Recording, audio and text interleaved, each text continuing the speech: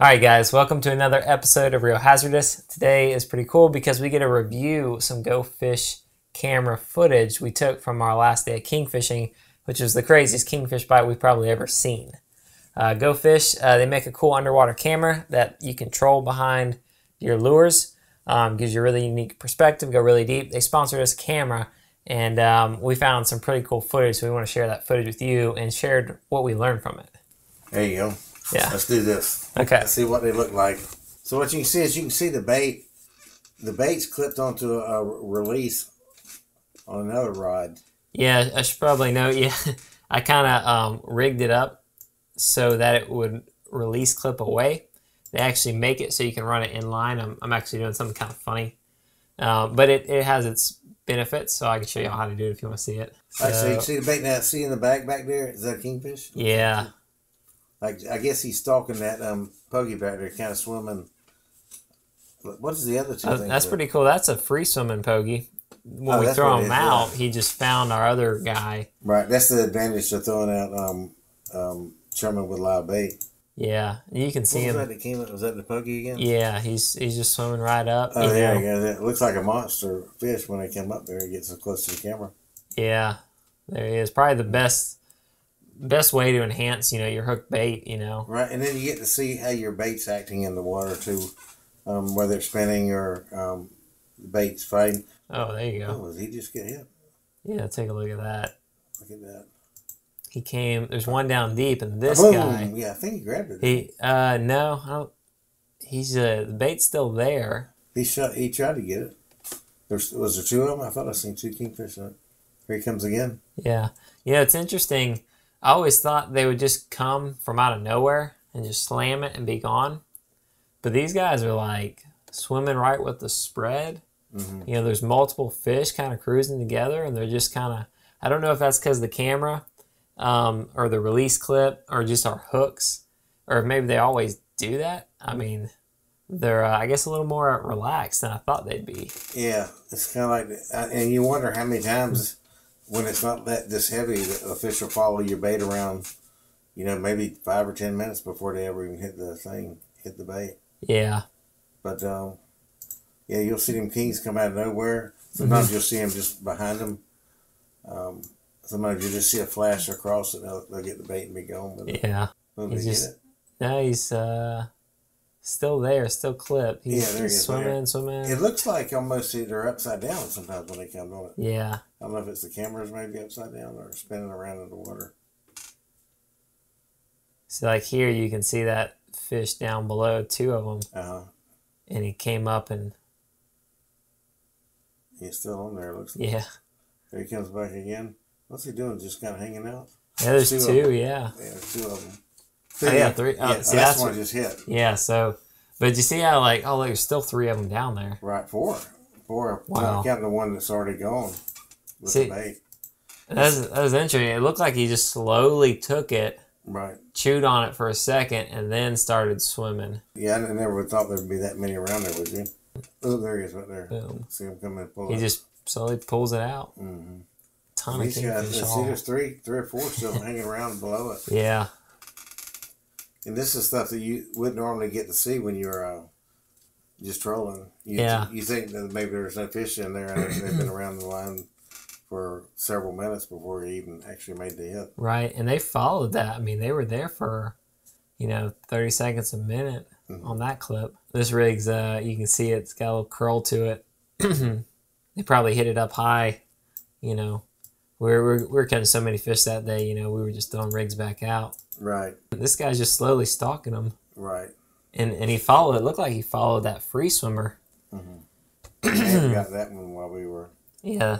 Because remember, several times we've seen some hits by the bait, and they didn't get that bait initially, but then they come back and got it eventually. Yeah. See, there's one back there, just cruising. Mm-hmm. Following it. There he is. It's a couple, actually. There's another one further.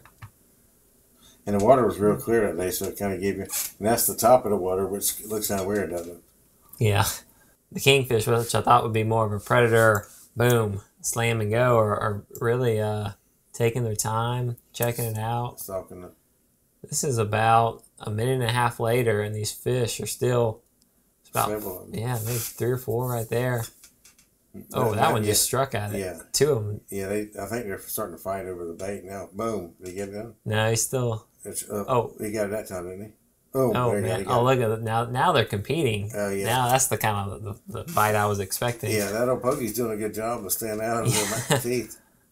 Especially there's like two of them coming after him. Look at him. He's going crazy now. And you can read your line sometimes, just watching your line, how they'll start darting, going back and forth. Usually that's the sign that there's a fish bait there. So it's been looking at my camera footage for about 3 minutes. It feels like a long time when you know everything's going on. These fish are just seem to be staying in our spread and following our hook bait. You know, sometimes striking and. Yeah, that one got real close, didn't he? Yeah, I'm wondering sometimes, you know, if they're because that free swimmer likes to hide by our camera, or maybe they're just about to strike the camera and then they get close and see. Yeah, that could be it. Oh, look at that. Okay, so this is interesting. The fish, this is when he hits it.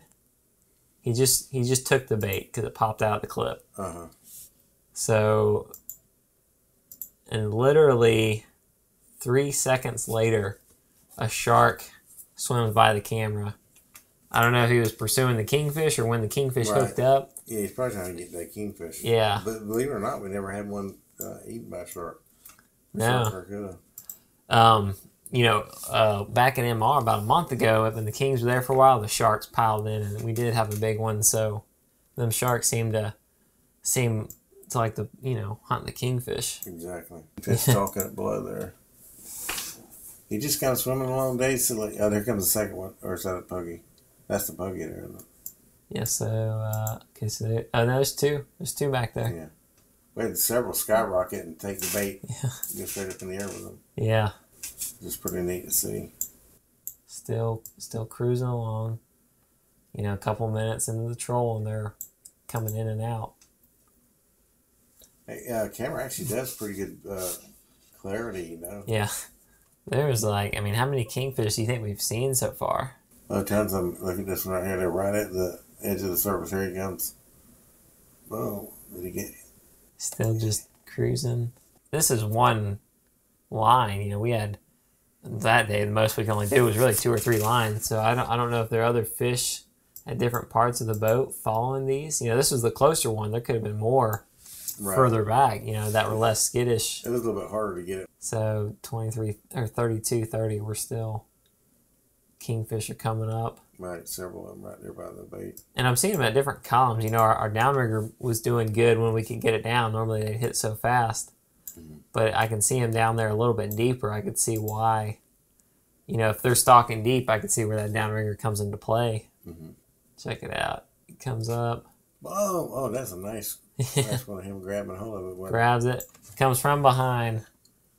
Turns and grabs it. I could see why, the tail biters came up from down deep and boom. Hit it from behind, but up. Basically, when the pogey was totally turned away. You know, it's pretty smart. Never seen one hit him, really. Yeah. A lot of fish down there. Right. Yeah. So, I don't know. And I like to see, it's kind of like when you're hunting and you set your deer cam up. Yeah. There's more deer out there than you think there are. You may sit up there a dozen times and may not see any, but that camera out there, man, them deer are all up and down there. That's kind of funny. You know, I didn't think about that, but this camera might do kind of what the deer cam did for hunters. Yeah, yeah. You know, in terms of learning what's in your spot. You know, you can go out and fish and not catch anything and you think there's nothing there. Well, they just may not bite. And there may be something wrong with your lure. You know, we put this back. We see what our lure's doing. You know, we see how the kingfish are feeding. So we can make adjustments, you know, next time. And you can do it when you're out there, too. That day was so crazy, I couldn't even look at my phone at the footage. Right. It was such a fast action. So what did you learn from what we just watched now? I mean, what would you do from this new data that we have to... Fish better? Yeah.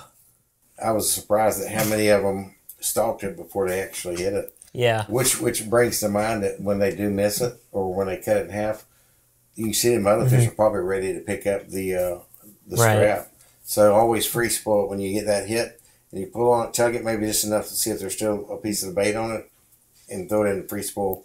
Yeah. As it's free spooling, that bait's dropping, and you see that line pick up, just lock it in the gear and then hold on.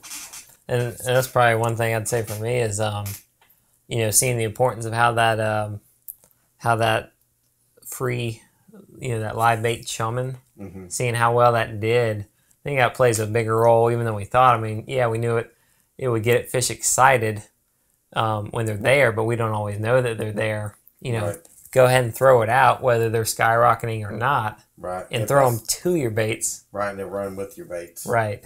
And you know, when we did our 8-pound line test, you know, that rod was getting hit so quick. Maybe something to that bait could swim more freely with 8-pound line because it's smaller, right? And less resistant. For them too. Yeah, so we're matching more of that, you know, live chum bait when we do smaller tackle. So maybe I'll do some tweaks to our rigs to, you know, give that bait as much of a lively, free swimming, you know. Run all our lines on 8-pound test. Maybe can't do that, but well, guys. Hope y'all enjoyed the video. Hope y'all learned some stuff. We learned a ton of good stuff from this footage. It just shows a lot about how fish feed and how your setup is. If you want to learn more about the Go Fish Cam, I got a link in the description below. Check them out. I think we're going to learn a lot from them.